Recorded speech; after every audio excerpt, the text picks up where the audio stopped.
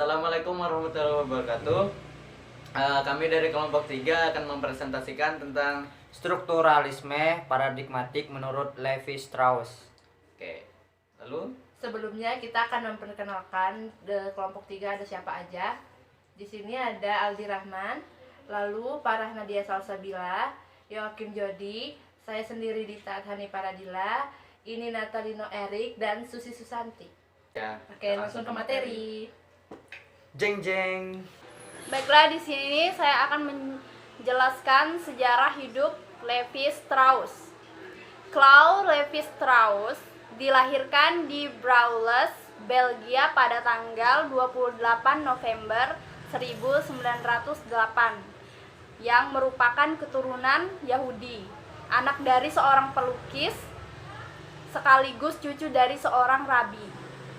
Pada tahun 1927 ia masuk ke Fakultas Hukum Paris dan pada saat yang sama ia juga belajar filsafat di Universitas Sorbonne. Di tahun 1935 Strauss mendapat kesempatan untuk menjadi pengajar di Sao Paulo, Brazil, dan melakukan ekspedisi ke daerah-daerah pedalaman Brazil yang memberinya kesempatan untuk mempelajari orang-orang Indian, Kadufo, dan Bororo. Dari ekspedisi itu, ia akhirnya menghasilkan sebuah buku yang menjadi sangat penting di bidang antropologi, yaitu Tristes Tropicae, dan pada akhirnya mengangkat namanya. Pada tahun 1940, tepatnya saat Perang Dunia II meletus, Levi Strauss pindah ke New York dan bertemu dengan seorang ahli bahasa asal Rusia, Roman Jacobson, yang mengajar di The New School Social Research. Pertemuannya dengan Jacobson telah mengenalkannya pada linguistik modern yang kemudian ia terapkan dalam bidang antropologi budaya. Strauss kemudian menerbitkan sebuah artikel analisis struktural dalam linguistik dan antropologi dalam jurnal World yang merupakan cabang dari The Linguistic Chronicle of New York yang dipimpin oleh Jackson. Tahun 1947, Levi Strauss pulang ke Prancis dan mengajar di Collège Pratique des Hautes Études, dan tahun 1956 dia diangkat menjadi profesor dalam bidang antropologi di Collège de France. Nah, karya-karya Levi Strauss antara lain adalah Vie familiale et sociale des Indies Nambiquara pada tahun 1948. Les structures élémentaires de la Parenté pada tahun 1949 sampai 1959. Kemudian ada antropologi struktural pada tahun 1958, mitologi queer pada tahun 1964, dan masih banyak yang lain-lainnya. Levi Strauss telah mendapat penghargaan tertinggi dalam bidang ilmu pengetahuan di Prancis dan Centre National de la Recherche Scientifique pada tahun 1968 dan menjadi anggota Akademi Prancis. Selanjutnya dijelaskan oleh Yoakim Jody. Oke, kali ini saya akan menjelaskan konsep strukturalisme menurut Levi Strauss. Levi Strauss sendiri melahirkan konsep strukturalismenya sendiri. akibat ketidakpuasannya terhadap fenomenologi dan eksistensialisme. Para ahli antropologi pada saat itu tidak pernah mempertimbangkan peranan bahasa yang sebenarnya sangat dekat dengan kebudayaan manusia itu sendiri. Dalam bukunya yang berjudul Treatise Tropique, ia menyatakan bahwa penelaahan budaya perlu dilakukan dengan model linguistik atau bahasa. Ia tidak setuju dengan Bergson yang menganggap tanda linguistik dianggap sebagai hambatan yang merusak impresi kesadaran individual yang halus, cepat berlalu dan mudah rusak. Menurut Levy, bahasa yang digunakan merefleksikan budaya atau perilaku manusia tersebut. Oleh karena itu, ada kesamaan konsep antara bahasa dan budaya manusia. Ia berpendapat bahwa bahasa dapat digunakan untuk mempelajari kebudayaan perilaku suatu masyarakat.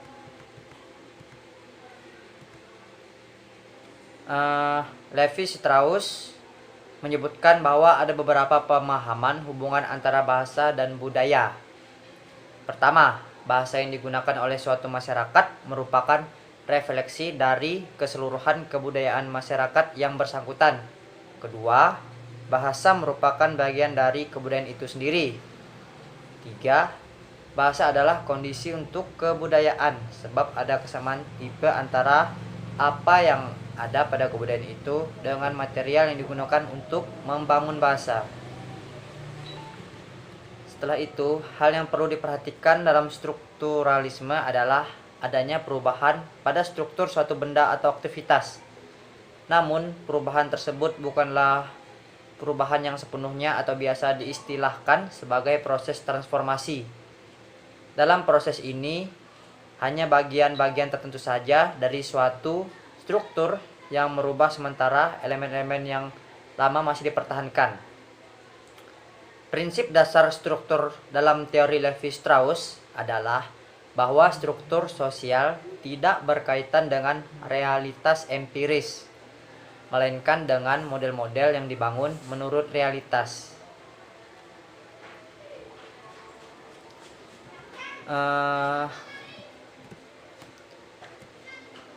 Selanjutnya ada 4 syarat model agar terbentuk sebuah struktur sosial, yaitu sebuah struktur menawarkan sebuah karakter sistem. Struktur terdiri atas elemen-elemen yang salah satunya akan menyeret modifikasi seluruh elemen lainnya. Kedua, seluruh model termasuk dalam sebuah kelompok transformasi, di mana masing-masing berhubungan dengan sebuah model dari keluarga yang sama, sehingga model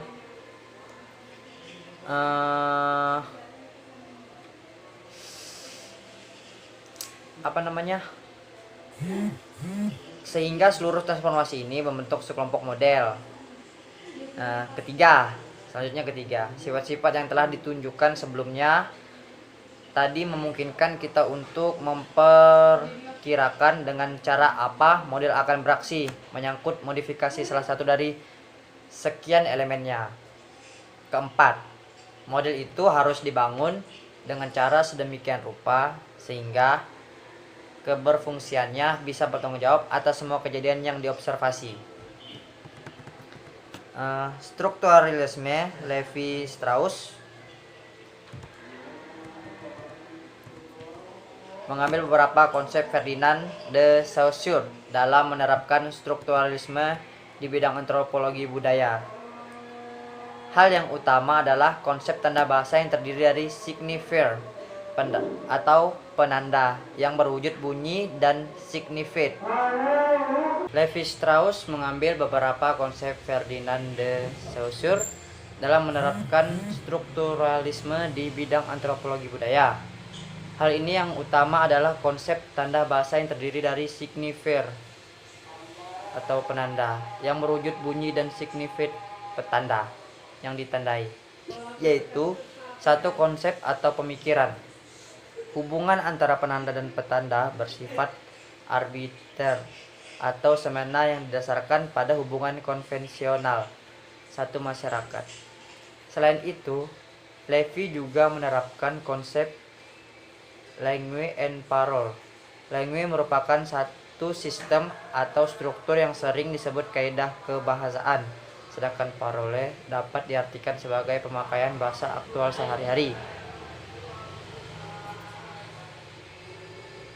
Levi Strauss memandang kajian bahasa Saussure sebagai sebuah sistem mandiri yang mengendalikan adanya suatu hubungan dinamis antara komponen setiap tanda linguistik, yaitu sistem bahasa dan tuturan individu parole, serta antara citra bunyi dan konsep. Ya. Berdasarkan atas dualisme tersebut, Levi menerapkan model analisis fonemik yang dalam linguistik struktural bertujuan untuk membuktikan bahwa strukturnya semua. Oke. Selanjutnya akan dijelaskan oleh teman saya, Dea. Saya akan melanjutkan penjelasan dari Joachim Jody. Langue adalah aspek sosial atau struktural dari bahasa. Aspek inilah yang memungkinkan kita bisa memakai bahasa dalam berkomunikasi dengan orang lain.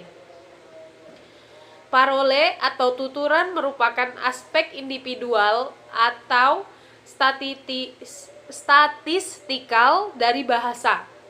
Parole adalah bentuk konkret dari langue. Susanto menambahkan bahwa bahasa sendiri pada dasarnya berkaitan dengan kewaktuan dalam kajiannya yang diungkapkan melalui konsep sinkronik dan diakronik.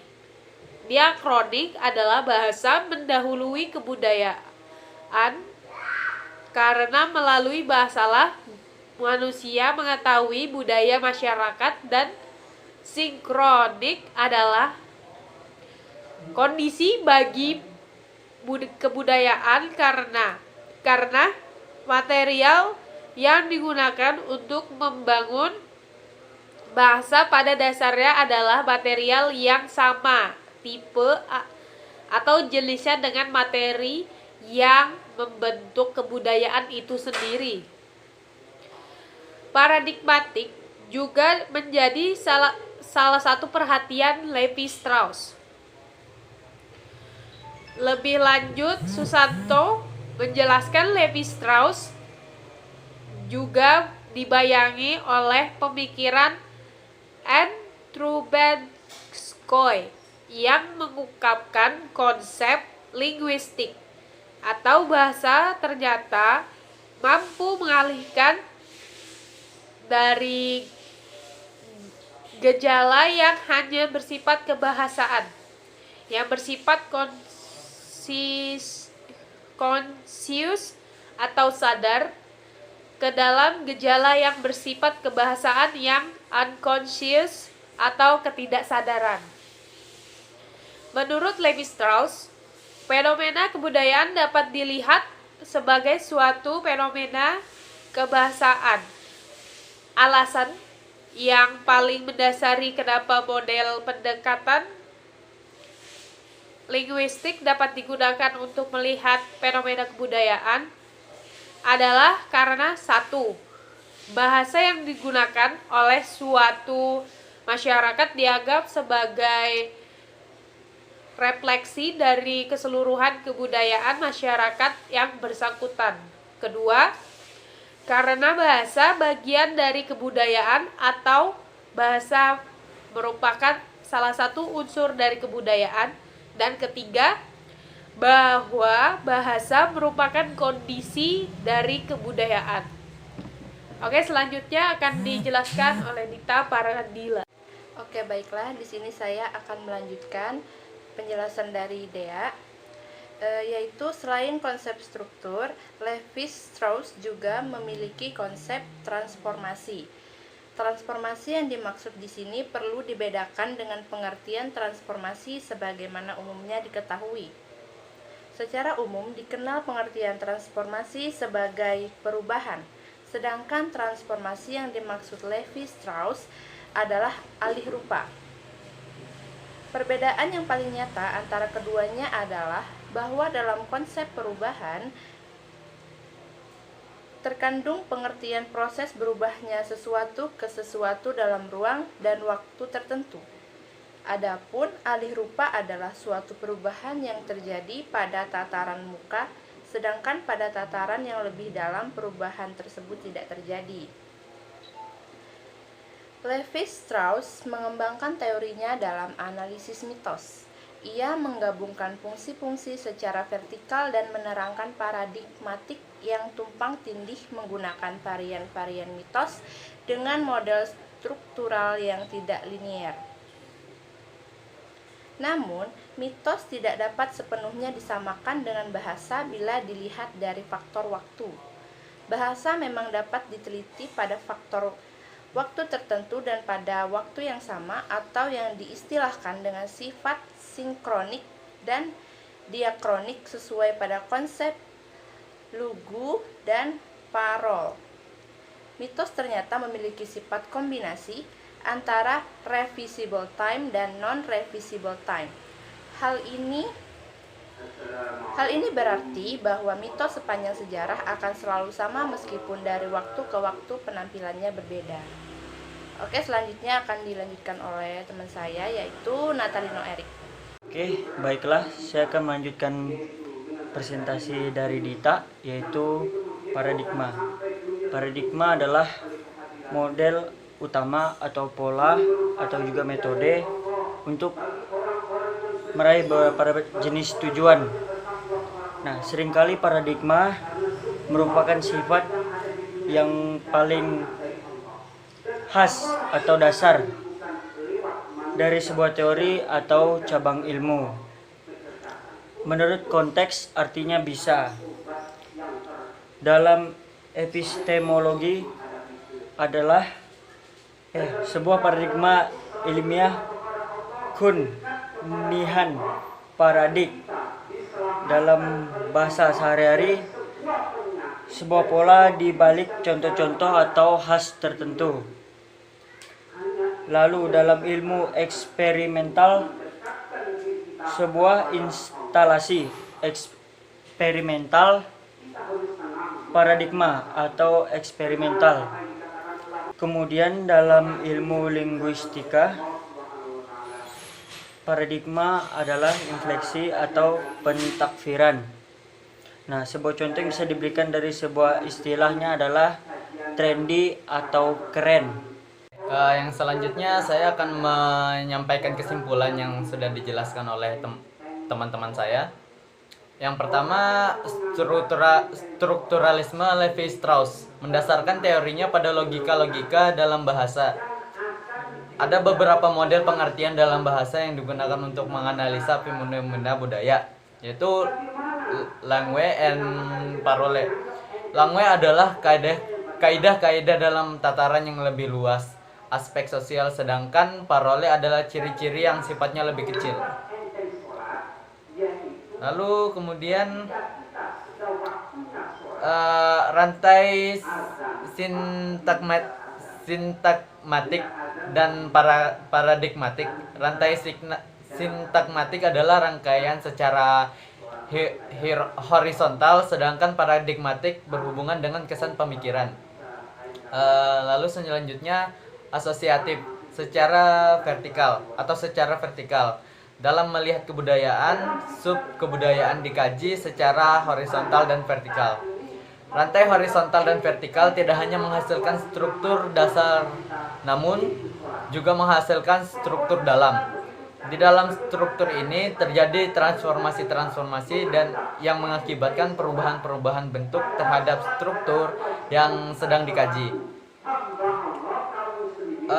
Beberapa poin penting dari yang kita bahas dalam paparan tulisan ini adalah yang pertama, bahasa bukan sekadar alat komunikasi, tetapi juga sebagai cerminan dari masyarakat itu sendiri. Lalu yang selanjutnya, yang kedua, penggunaan istilah-istilah atau tata bahasa dalam suatu masyarakat merupakan gambaran adanya struktur. Tata bahasa tidak sekedar mengandung makna etimologis, tetapi juga psikologis dan sosiologis, karena bahasa merupakan gambaran dari masyarakat penuturnya.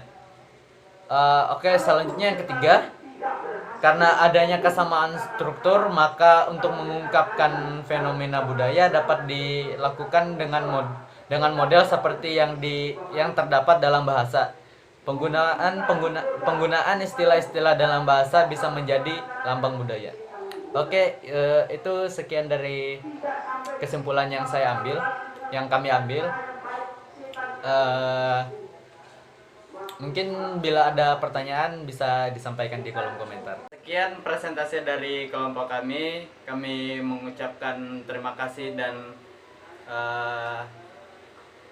mohon maaf jika ada kesalahan. Dan jika ada kritik dan saran, mohon untuk berkomentar di bawah sini. Agar video kami lebih berkembang dengan baik. Assalamualaikum Warahmatullahi wabarakatuh.